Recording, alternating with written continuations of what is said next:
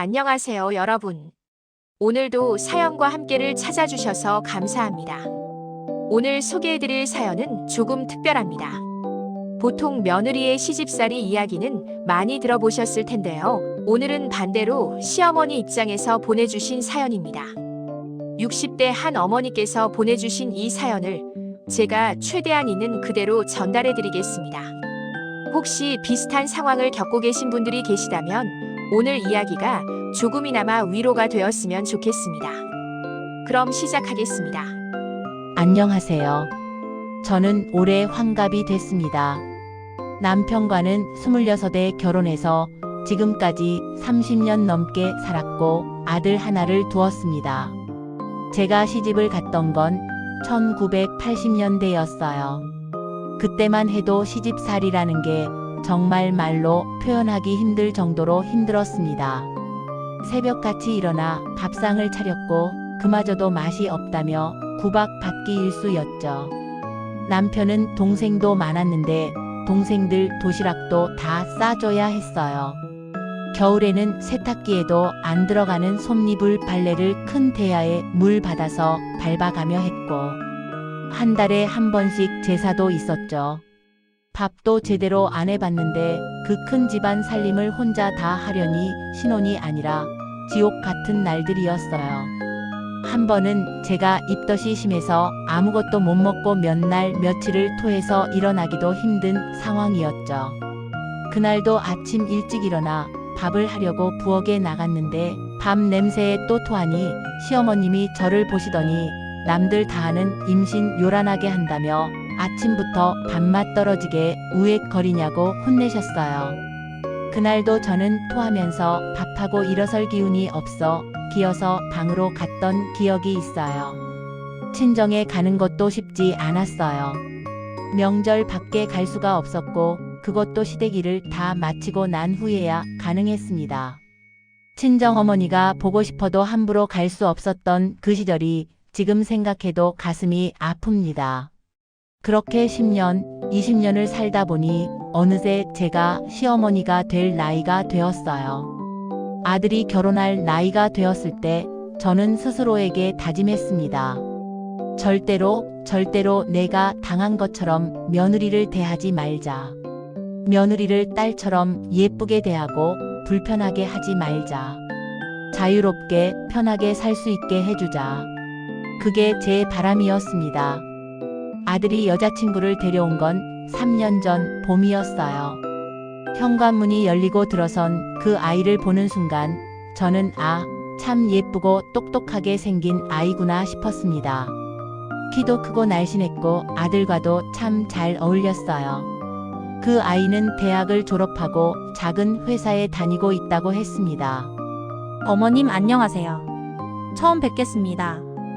공손하게 인사하는 모습에 제 마음이 환해졌어요. 우리 아들이 좋은 사람을 만났구나 싶었죠.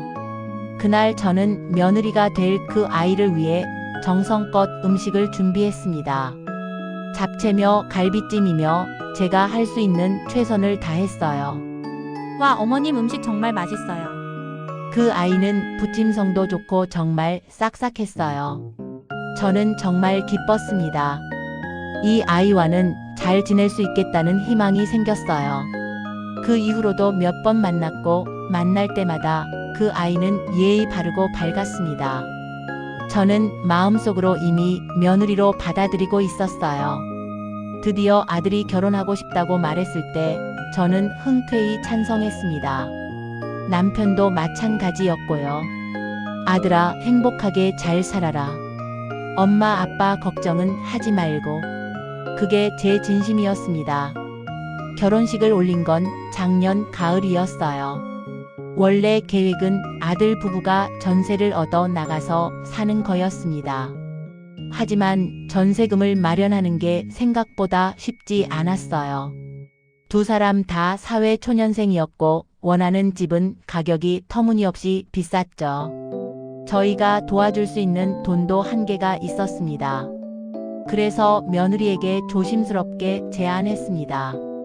민지야, 너만 괜찮으면 돈 모을 때까지 한 1년 정도만 우리 집에 들어와서 살래? 혼수도 안 해도 되고 그동안 돈 모아서 나가면 되잖아. 며느리는 잠시 고민하는 듯 하더니 고개를 끄덕였어요. 네, 어머님. 그럼 그렇게 할게요. 불편하게 해드릴까봐 걱정이에요. 아니야, 무슨 소리야. 우리가 불편할 게 뭐가 있어. 편하게 생각해. 저는 진심으로 그렇게 말했습니다. 제가 며느리였을 때 시어머니한테 늘 눈치를 봐야 했던 그 기억 때문에 저는 정말 며느리를 편하게 해주고 싶었어요. 신혼살림은 우리 집 2층 방 2개를 정리해서 마련해 주었습니다. 침실 하나와 작은 거실처럼 쓸 수 있는 방 하나. 제법 괜찮았어요. 화장실도 2층에 따로 있어서 프라이버시도 지킬 수 있었고요. 불편한 거 있으면 언제든지 말해. 우리는 1층에만 있을 테니까 편하게 지내. 저는 며느리에게 거듭 강조했습니다. 며느리도 고맙다며 웃었어요. 신혼 첫날 저는 일부러 아침 일찍 일어나지 않았어요. 제가 움직이는 소리에 깰 것 같기도 하고 며느리가 부담스러워할까 봐 일부러 평소보다 늦게 방에서 나왔어요. 3시 반쯤 1층 거실로 나왔는데 집 안이 조용했어요. 아직 자고 있나 보구나. 이해했습니다. 신혼인데 늦잠 잘 수도 있죠. 아들은 회사에 일이 있다고 8시쯤 급히 나갔고 9시가 되어도 2층에서는 인기척이 없었어요. 남편이 출근할 시간이 되어서 저는 간단히 식사를 차렸습니다. 여보, 민지는 안 깨우는 게 좋겠지? 그럼 피곤할 텐데 놔둬. 남편과 둘이서 식사를 마쳤습니다. 10시가 넘어서야 2층에서 발소리가 들렸어요. 며느리가 내려오는 소리였습니다. 저는 얼른 웃으며 인사했어요. 민지야, 잘 잤어? 배고프지? 밥 먹을래? 네. 안녕하세요, 어머님. 며느리는 살짝 멍한 표정으로 인사를 했어요. 막 일어난 얼굴이었습니다. 아침 차려줄게. 금방 되니까 앉아있어. 괜찮아요. 제가 알아서 먹을게요. 에이, 뭘? 내가 해줄게. 저는 부엌으로 들어가 따뜻한 밥과 국을 내왔습니다. 반찬도 정성껏 차렸어요. 며느리는 휴대폰을 보다가 식탁에 앉았습니다. 잘 먹겠습니다. 한마디 하고는 이어폰을 끼더니 다시 휴대폰을 보기 시작했어요. 저는 조금 당황스러웠지만 아무 말 하지 않았습니다. 요즘 젊은 사람들은 다 저렇게 휴대폰을 보나 보다 싶었어요. 밥을 다 먹고 며느리는 그릇을 싱크대에 두고 올라갔습니다. 잘 먹었습니다. 짧은 말 한마디만 남기고요. 그릇은 그대로 싱크대에 남아 있었어요. 물론 제가 설거지를 했습니다. 신혼이니까 피곤하겠지. 시간이 지나면 괜찮아질 거야. 저는 스스로를 다독였습니다. 그런 일상이 반복되기 시작했어요. 며느리는 항상 10시쯤 일어났습니다. 아침은 제가 차려준 걸 먹거나 안 먹었습니다. 먹을 때도 항상 이어폰을 끼고 휴대폰을 보면서 먹었어요. 처음에는 적응 기간이니까 하고 넘어갔는데 1주일, 2주일이 지나도 똑같았습니다. 어느 날 아침 제가 청소를 하고 있는데 며느리가 내려왔어요. 어머님, 안녕하세요. 민지야. 잘 잤어? 네. 며느리는 냉장고를 열어 우유를 꺼내 마시더니 다시 쌩하니 2층으로 올라갔습니다. 저는 청소기를 들고 그 모습을 지켜봤어요. 인사만 하고 올라가는 며느리의 뒷모습이 낯설었습니다.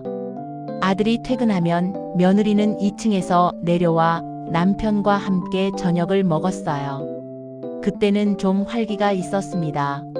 오빠, 오늘 회사에서 이런 일이 있었어. 며느리는 아들과 이야기를 나누며 웃었습니다. 저와 남편도 같이 식탁에 앉아 있었지만 며느리는 주로 아들하고만 대화했어요. 가끔 저한테 질문을 던지긴 했지만 제가 대답하면 네 하고는 다시 아들과 이야기를 이어갔습니다. 저는 그게 조금 서운했지만 티를 내지 않으려고 애썼어요.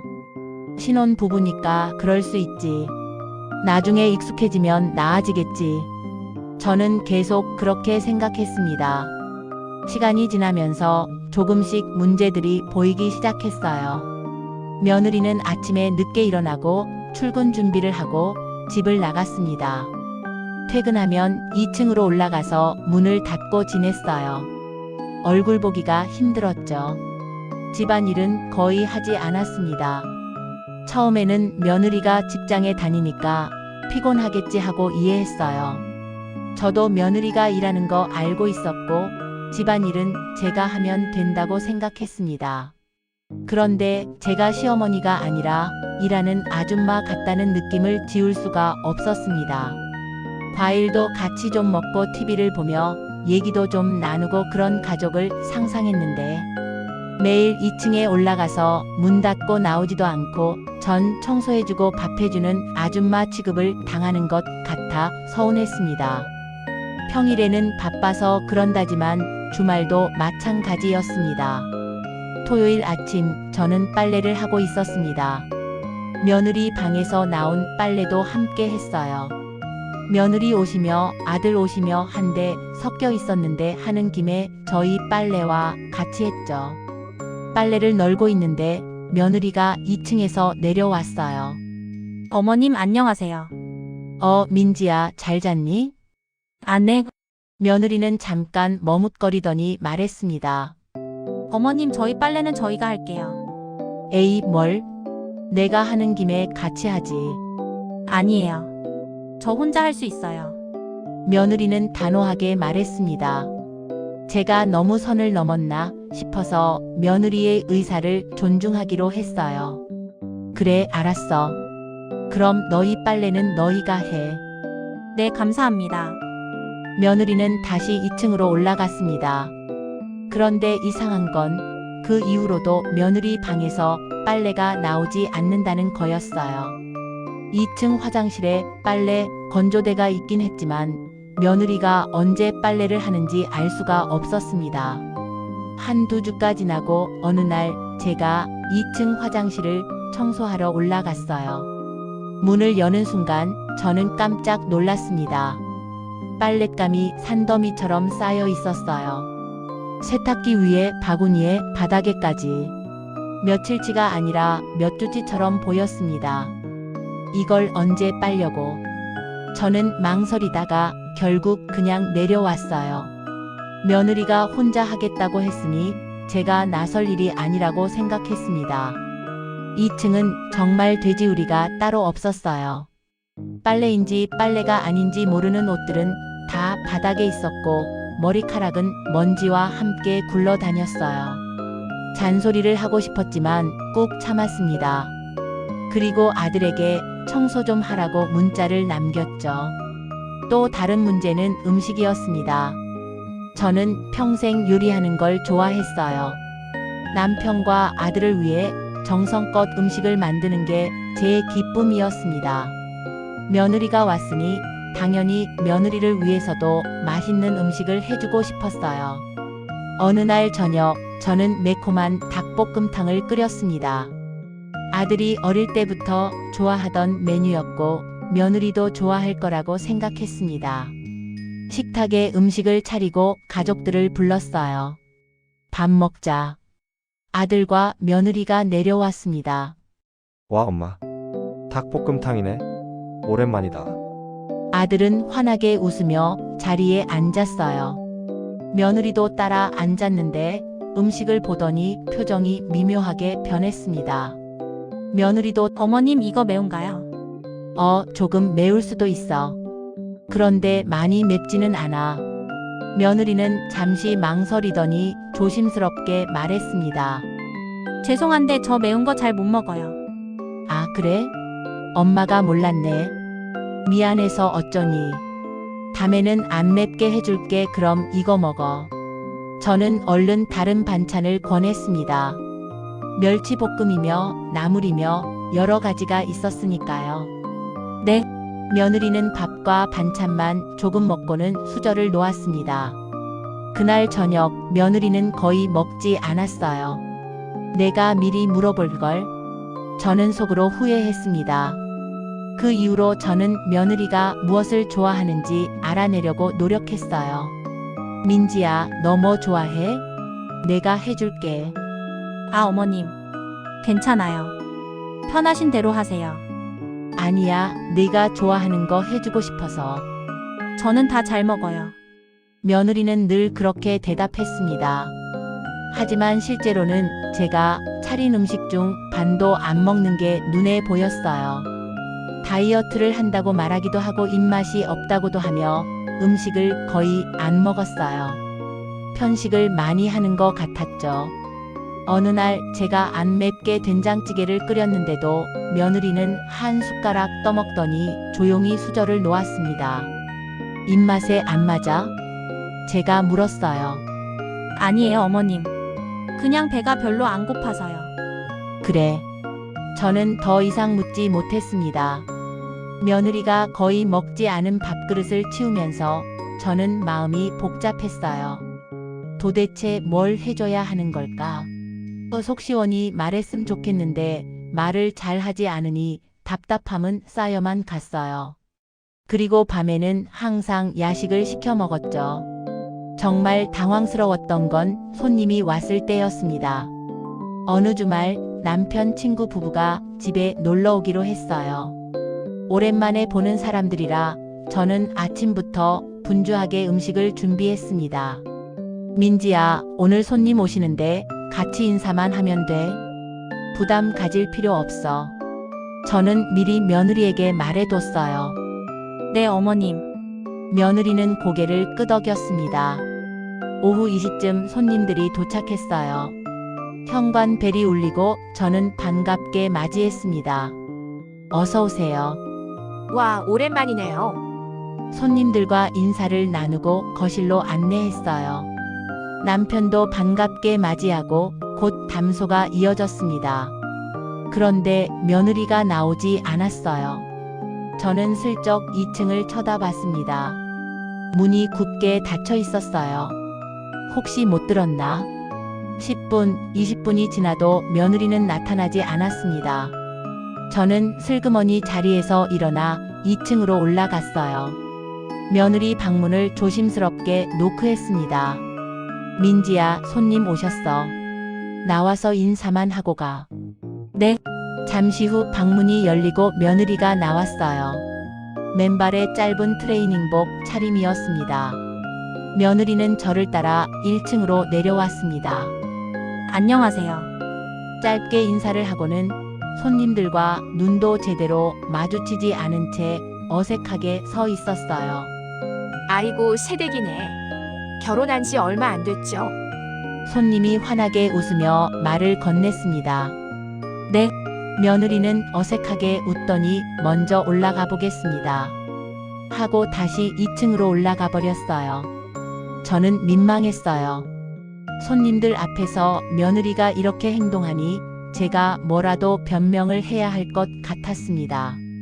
요즘 직장 일이 힘든가 봐요. 피곤해 하더라고요. 그렇겠네요. 요즘 애들 바쁘잖아요. 손님들은 이해하는 듯 고개를 끄덕였지만 저는 마음이 불편했습니다. 손님들이 돌아간 후 저는 남편에게 조심스럽게 말했어요. 여보, 아까 민지 좀 그렇지 않았어? 뭐가? 손님 왔는데 인사도 제대로 안 하고 방에만 있었잖아. 피곤했나 보지. 남편은 대수롭지 않게 넘겼습니다.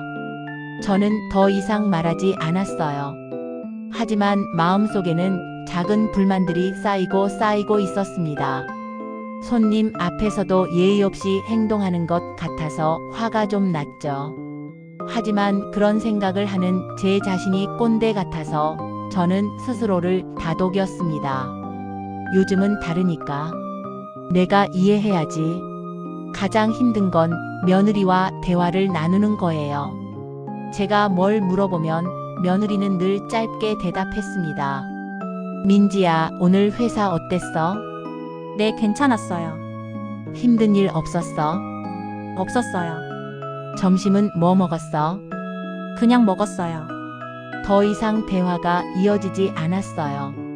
집에서는 거의 이어폰을 끼고 살았어요. 물어봐도 이어폰 때문에 안 들리는지 두세 번씩 큰 소리로 얘기해야 했어요. 그제서야 이어폰을 빼면서 대답했죠.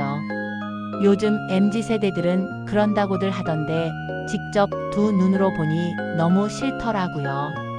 저는 며느리와 친해지고 싶었지만 며느리는 전혀 그럴 맘이 없어 보였어요. 제가 딸이 없어서 항상 딸이 있었으면 좋겠다 생각했는데 이건 너무 예민하고 눈치가 보여 말 붙이기도 쉽지 않더라고요. 지금도 이런데 제가 한 소리 하면 더 사이가 멀어지겠구나 싶었어요. 처음 싹싹했던 그 모습은 어디 갔는지 사라졌고 이제 며느리 눈치 보느라 제가 더 힘들었어요. 진짜 딸이었으면 벌써 저한테 몇 번은 혼났을 거예요.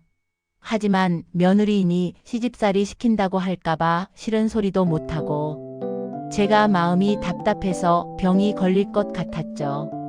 빨리 1년이 지나가서 돈 모아서 나갔으면 좋겠다는 생각을 하게 되더군요.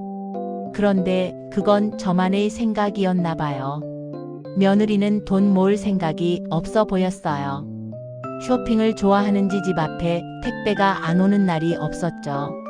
며느리 이름의 택배 상자들이 쌓여만 갔어요.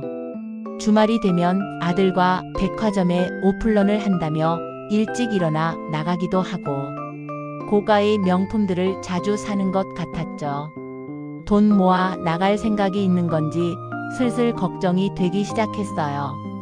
아들에게 은근슬쩍 얘기를 해봤죠. 너네 돈 모으고 있니? 1년 있다가 나가야지. 아들은 전혀 생각이 없는 눈치였습니다. 민지는 아기까지 낳고 몇 년 더 있고 싶어 하던데. 엄마가 아기까지 봐주면 좋잖아. 그 소리를 듣는데 막막해졌습니다. 빨리 얘네를 내보야겠다는 생각이 더 확고해졌어요. 근데 엄마 오해하지 말고 들어. 다 좋은데 민지가 좀 불편해하는 것 같아. 엄마가 손이 크잖아. 팝도 많이 하고 민지는 아침도 잘 안 먹고 샐러드 이런 거 먹거든. 좀 음식들이 과해서 부대끼나 봐.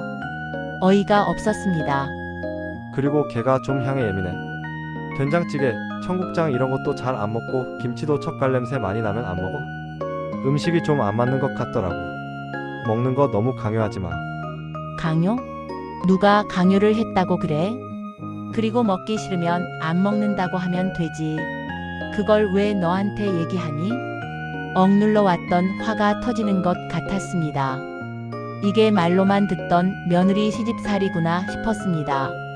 더 이상 같이 살기는 힘들 것 같아 남편과 상의 끝에 얘들 전세금을 더 보태주기로 했어요. 그리고 빨리 분가하라고 했죠. 그렇게 저한테 평화가 찾아올 거라고 생각했습니다. 얼마 후 며느리와 아들은 새 집으로 나갔습니다. 짐을 싸는 날 며느리는 그동안 감사했습니다 라고 인사를 했어요. 저도 건강하게 잘 지내라고 답했습니다. 솔직히 속으로는 후련했어요. 이제 눈치 볼 일도 없고 제 집에서 편하게 지낼 수 있겠다 싶었죠. 아들 내외가 나간 후 집안은 다시 조용해졌습니다. 저는 다시 남편과 둘이서의 생활로 돌아갔어요. 청소할 곳도 줄어들었고 밥도 두 사람 것만 하면 됐죠. 확실히 몸은 편해졌습니다. 그런데 이상했어요. 마음 한구석이 허전했습니다. 밥은 잘 먹나 걱정이 됐어요. 반찬도 하나도 없을 텐데 싸서 갈까 싶었죠. 아들한테 전화를 했습니다. 잘 지내고 있어? 응, 그럼. 엄마는? 나야 맨날 똑같지. 민지는 잘 있고? 웅우. 먹을 건 좀 있어? 엄마가 반찬 좀 싸갈까? 민지한테 물어볼게. 물어볼 것까지 있어? 반찬 해준다는데. 엄마 요즘은 그렇게 안 해. 올 때도 미리 말하고 와야지 그냥 오면 안 돼. 아들의 말에 저는 조금 서운했지만 그래 알았어 하고 끊었습니다. 반찬 해주는 것도 허락받고 해줘야 한다니 결국 전 아들 이사간 집에도 못 가봤어요. 차라리 이번 주에 온다고 하더라고요. 그래 좋아. 몇 시에 올 거야? 12시쯤 갈게. 드디어 아들이 온다는 생각에 저는 설렜습니다. 토요일 아침부터 부산하게 움직였어요. 장을 보고 갈비찜을 끓이고 잡채를 만들고 좋아하는 음식들을 정성껏 준비했습니다. 12시가 되자 초인종이 울렸어요. 어서 와. 저는 반갑게 문을 열었습니다. 아들과 며느리가 함께 들어왔어요. 어머님 안녕하세요. 며느리는 예의 바르게 인사했습니다. 그래. 어서 와. 식탁에는 음식이 가득 차려져 있었어요. 엄마, 이렇게까지 안 해도 되는데. 아들이 미안한 듯 말했지만 저는 기뻤습니다. 뭘 이 정도야. 자, 앉아서 먹어. 식사 시간은 그런 대로 괜찮았어요. 아들이 맛있게 먹는 모습을 보니 행복했습니다. 며느리도 조금씩은 먹었고요. 밥을 다 먹고 나서 며느리가 먼저 일어나며 설거지를 하겠다고 했어요. 아니야, 괜찮아. 내가 할게. 아니에요, 제가 할게요. 며느리는 부엌으로 가서 설거지를 시작했습니다. 저는 거실에 앉아 아들과 이야기를 나눴어요. 요즘 회사 일은 어때? 괜찮아? 바쁘긴 한데 할만해? 민지는 회사 잘 다니고 응, 걔도 잘 다녀. 너희 둘이 잘 지내는 것 같아서 다행이다. 당연하지. 아들은 웃었습니다. 그런데 그게 마지막 방문이었어요. 그 이후로 아들한테 몇 번 더 밥 먹으러 오라고 했는데 번번이 바쁘다는 핑계로 안 왔습니다. 시간이 지날수록 연락이 뜸해졌습니다. 제가 전화를 해도 바쁘다고 금방 끊었고 주말에 만나자는 제안도 자꾸 미뤄졌어요. 처음에는 진짜 바쁘겠지 했는데 몇 달이 지나도 상황이 나아지지 않았습니다. 장모님 댁에 갔다거나 여행을 간다거나 항상 약속이 있었고 몇 달 동안은 얼굴도 못 봤습니다. 추석이 다가왔습니다. 명절이니까 당연히 아들이 올 거라고 생각했어요. 그런데 추석 일주일 전 아들한테서 연락이 왔습니다. 엄마, 추석에 못 갈 것 같아? 뭐? 왜? 민지네 집에 가기로 했어. 그래? 순간 말문이 막혔습니다. 우리 집은 제사도 안 지내니까 한 번씩 번갈아 가면서 지내기로 했잖아. 그렇구나. 미안해, 엄마. 다음에 갈게. 전화를 끊고 나서 한동안 멍하니 앉아 있었어요.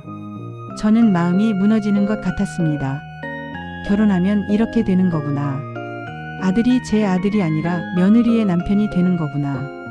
그해 추석은 남편과 둘이서 보냈어요.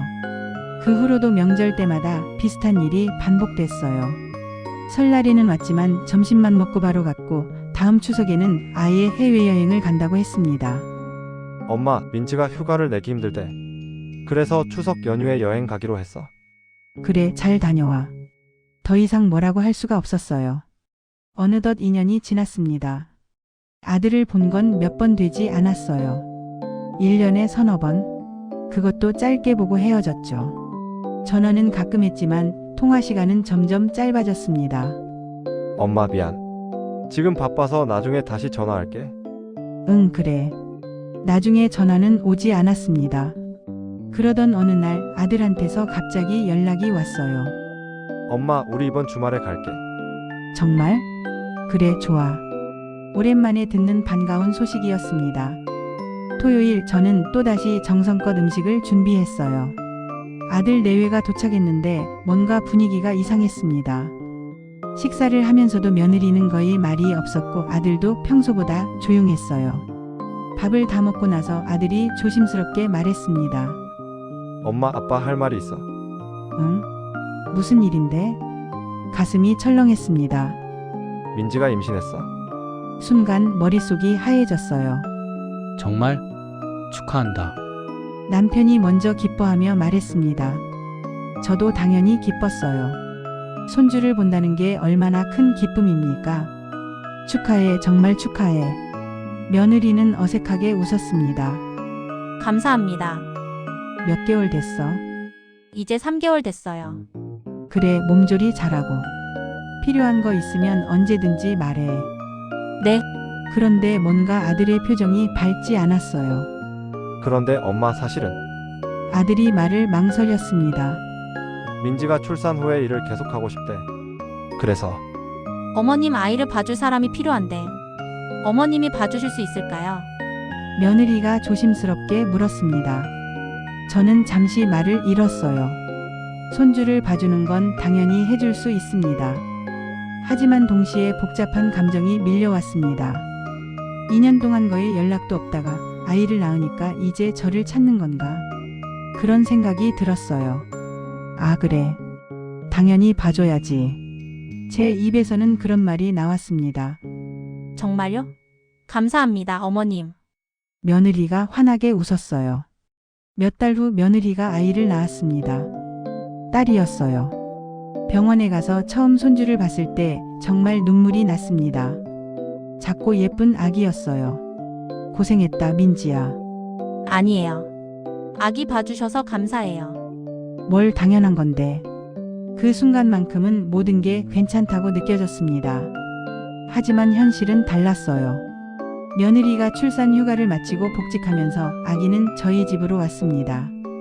며느리의 손에는 제가 지켜야 할 리스트가 A4종이로 몇 장씩 있었어요.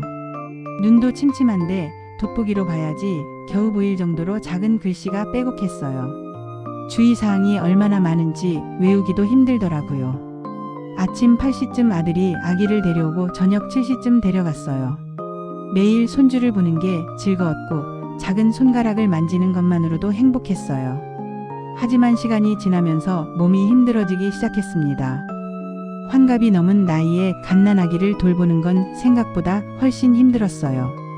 낮에 아기를 안고 있다 보니 목과 손목, 허리까지 온몸이 쑤셨습니다. 그래도 아기 웃는 얼굴 한번 보면 힘듦이 녹아내렸습니다. 며느리는 다시 예전 모습으로 돌아왔어요. 아기를 데리러 올 때도 고생하셨다는 말 한마디 없이 그냥 아기만 데리고 갔습니다. 오늘 많이 울었어요. 아니, 괜찮았어. 오늘 그럼 잘 먹었고요. 응, 잘 먹었어. 짧은 대화만 오갈 뿐이었어요. 그러던 어느 날 여느 때처럼 며느리가 아기를 데리고 집으로 갔어요. 얼마 되지 않아 전화가 오더라고요. 어머님, 혹시 채아한테 제가 드린 거 말고 다른 거 먹이셨어요? 아니, 이유식을 맨날 사 먹이니깐 사 먹는 것보다야 직접 만드는 게 낫지. 뭐 어렵다고 내가 하면 되는데. 어머님, 채아 지금 토하고 난리예요. 제가 드린 것만 주라고 몇 번이고 말씀드렸잖아요. 뭐 먹인 거예요? 내가 손녀한테 해로운 걸 줬겠니? 한우 무슨 이유식 사 먹길래 똑같이 나도 한우 사다가 사골 육수 내서 이유식 만들어 먹였다. 엄마 물어보고 먹여야지. 왜 엄마 맘대로 해? 그래. 내가 괜한 짓 했네. 미안하다. 그렇게 말하고 전화를 확 끊었습니다. 그 순간 너무 서러웠습니다. 애 봐준 공은 없다더니 내가 자기를 어떻게 키웠는데. 자기 새끼 토했다고 자기 엄마한테 소리 지르는 아들이나 며느리나 다 보기 싫어졌습니다. 손주 봐주는 것도 그만하고 싶었습니다. 하지만 당장 맡길 곳이 없었는지 다음 날도 애를 맡기고 가더군요. 사과도 한마디 없었습니다. 그 뒤로 제가 마음의 병인지 몸살이 심하게 왔습니다. 아들한테 전화를 했어요. 아들아, 미안한데 오늘 엄마가 좀 아파서 아기를 못 봐줄 것 같아. 엄마 갑자기 그럼 어떡해? 민지는 오늘 중요한 회의가 있대. 그래도 엄마가 진짜 아파서. 알았어. 그럼 민지한테 말해볼게. 그날 저녁 며느리한테서 문자가 왔습니다. 어머님, 아기는 제가 오늘 하루 친정엄마에게 맡겼어요. 그게 전부였습니다. 괜찮으세요? 가 아니라 아기는 해결했다는 내용뿐이었죠. 저는 그때 깨달았습니다. 며느리에게 저는 그냥 아이를 봐주는 사람일 뿐이라는 걸. 가족이 아니라 무급도우미. 그런 생각이 들자 모든 게 힘들어졌습니다. 며칠 후 저는 큰 맘을 먹고 며느리와 직접 대화를 나눠보기로 했습니다. 아기를 데리러 온 날 제가 먼저 말을 꺼냈어요. 민지야, 잠깐 앉아서 이야기 좀 할까? 며느리는 조금 놀란 표정이었지만 고개를 끄덕이고 앉았습니다. 채아 봐주는 건 내가 한다고 하는데 너 성에는 안 차는 것 같아. 내가 애 봐주는 사람도 아니고 너네한테 그런 소리 들으면서 하기는 싫다. 나도 나이가 있다 보니 요즘 몸도 힘들고 안 아픈 곳이 없어. 안 그래도 오빠랑 상의해봤어요. 저희가 어머님 고생하시는데 따로 용돈이라도 챙겨드렸어야 했는데 그런 부분이 서운하셨을 것도 같아요. 월 100만 원이라도 따로 보내드릴게요. 내가 돈 받자고 하는 일도 아니고 네가 무슨 오해를 하는 것 같은데. 제가 여태 돈을 안 줘서 서운해하는 거라도 생각하는 게 너무 화가 나더라고요. 제가 원하는 건 사과였는데 며느리의 표정이 굳어졌습니다. 어머님, 그럼 채아를 더 이상은 못 봐주신다는 말씀이세요? 어머님, 갑자기 그러시면 어떡해요? 사과는커녕 화만 내더군요. 더 이상 대화를 하고 싶지 않았습니다. 민지야, 엄마가 진짜 서운하고 속상해서 그러는 건데 넌 사과 한마디도 없고 한다는 소리가 뭐 돈을 줘? 지금 너 애밖에 안 보이지? 채아 안 봐준다고 화만 내고. 알겠습니다. 채아는 저희가 알아서 할게요. 며느리는 끝까지 사과하지 않고 차갑게 자기 할 말만 하고 아기를 안고 나갔습니다. 그날 이후로 분위기가 더 안 좋아졌어요. 다음날 채아 짐 가질러 아들이 왔습니다. 내가 당장 채아를 안 봐준다는 것도 아니고 다음 주부터 어떡하려고 짐을 바로 갖고 가. 민지가 뭐라고 했길래 이러니. 민지한테 뭐라고 하지 마. 엄마 힘들다고 했다며? 다른 사람 구할게. 니네가 엄마한테 함부로 하니깐 화가 난 거지. 그렇게 사과가 어렵니다. 엄마 고생하는 거 알고 여태까지 봐준 거 고마워. 근데 그때는 애가 아팠잖아. 온몸에 두드러기 나고 응급실 가고 난리도 아니었어. 엄마가 못 봐서 그래. 아들이 그러니 며느리보다 더 큰 상처였습니다. 내가 키우고 낳은 아들이 나한테 이렇게 한다니 허망했습니다. 다음날 아들이 전화를 했어요. 엄마, 채아는 이제 장모님이 봐주시로 했어. 그래? 엄마도 힘들다고 했잖아. 이제 푹 쉬어. 그래, 알았어. 전화를 끊고 한참 울었어요. 이제는 진짜 끝인 것 같았어요. 1년에 한두 번 얼굴만 보는 무늬만 가족인 사이가 되겠죠. 나름 잘 해준다고 했는데 화목한 가정이 되고 싶었을 뿐인데 아들과도 며느리와도 다 멀어졌습니다. 이제는 쓸모없어진 뒷방 늙은이 신세가 돼버린 거죠. 저희한테 필요한 게 있지 않는 이상 더 이상 연락 오지는 않을 것 같습니다. 여기까지가 오늘 사연자님의 이야기였습니다. 가족이란 이름으로 함께 있지만 때로는 서로에게 가장 큰 상처를 주기도 합니다. 사연자님께서는 며느리를 이해하려 노력하셨고 손주를 위해 최선을 다하셨습니다. 하지만 그 마음이 제대로 전해지지 않았을 때의 서러움은 말로 다 표현할 수 없을 것 같습니다. 부모의 사랑은 언제나 일방적인 걸까요? 주기만 하고 돌아오는 건 없어도 되나요? 어쩌면 이 이야기는 우리 모두에게 질문을 던지는 것 같습니다. 가족 간의 경계는 어디까지여야 하는지, 서로를 배려한다는 것은 무엇인지, 그리고 진짜 가족이란 무엇인지 말이죠. 좋아요와 구독은 사연과 함께에 큰 힘이 됩니다. 여러분의 이야기도 기다리고 있겠습니다. 다음 영상에서 뵙겠습니다.